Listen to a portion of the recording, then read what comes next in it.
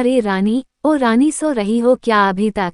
रानी की जेठानी जोर जोर से चिल्ला रही थी घर के आंगन में खड़े होकर। रानी यानी मैं। तभी मैं भागती हुई अपने कमरे से निकली और बोली, दीदी आ गई मैं।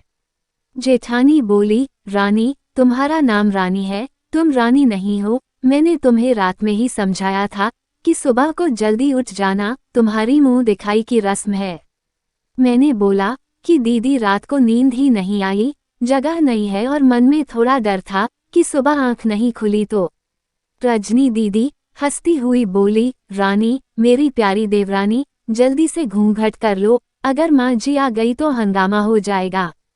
मैंने घूंघट किया ही था, तभी माँ जी वहां आ गई और कड़कड़ाती आवाज में बोली, चलो अब क्या यही गपशप मारती रहोगी तुम दोनों? हमने चलना शुरू ही किया था, तभी माँ जी ने रजनी दीदी के कंधे पर हाथ रखा और बोली, पता है ना कहाँ से जाना है और कैसे जाना है?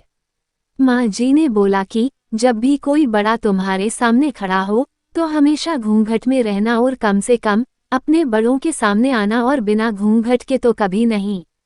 रजनी दीदी कुछ बोली ही नहीं, बस अपना सर हिलाकर हाँ बोल दिया। मैंने भी बस अपना सर हाँ में हिलाया।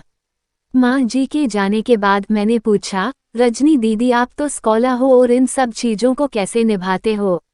रजनी दीदी मुस्कुराई और बोली कि मैं थारे जेठ जी से बहुत प्यार करती हूँ, इसलिए अभी तक चुपचाप सब चीजें निभा रही हूँ।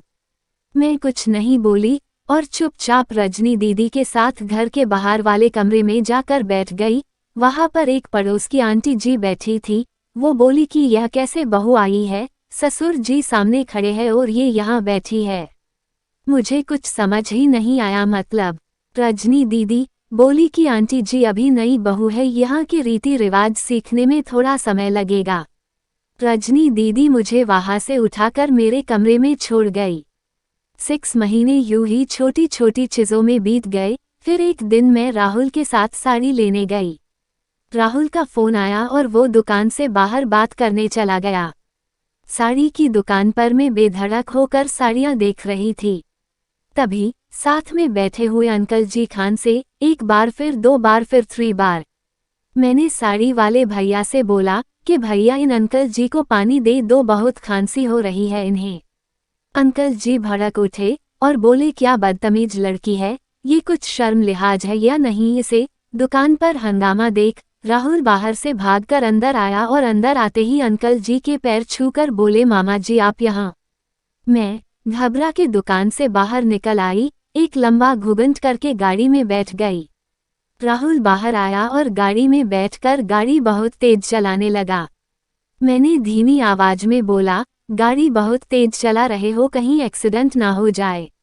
हम घर पहुंचे ही थे, तभी माँ जी जोर जोर से चिल्लाते हुए बाहर आई, देखो आ गई ये रानी साहिबा, खानदान की इज्जत मिट्टी में मिलाकर। तभी रजनी दीदी आई और बोली, माँ जी मेरे शादी को 6 साल हो गए हैं, मैं अभी तक मामा जी को नहीं जानती, ये कैसे जानेगी? माँ जी जोर से चिल्लाई, देखो कैसे चपड़ चपड़ जवान चल रही है इस रजनी की।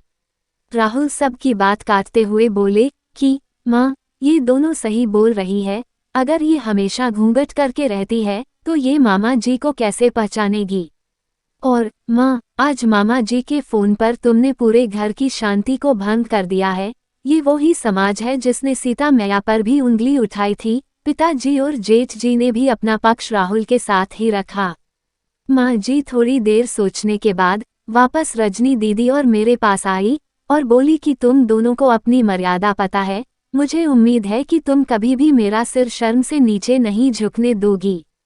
हम एक ही परिवार के सदस्य हैं, हमें हमेशा साथ रहना है। अच्छा वक्त हो या बुरा वक्त, हर सदस्य को अपनी मर्यादा पता है। माँ जी ने मुझे और रजनी दीदी को गले लगा लिया।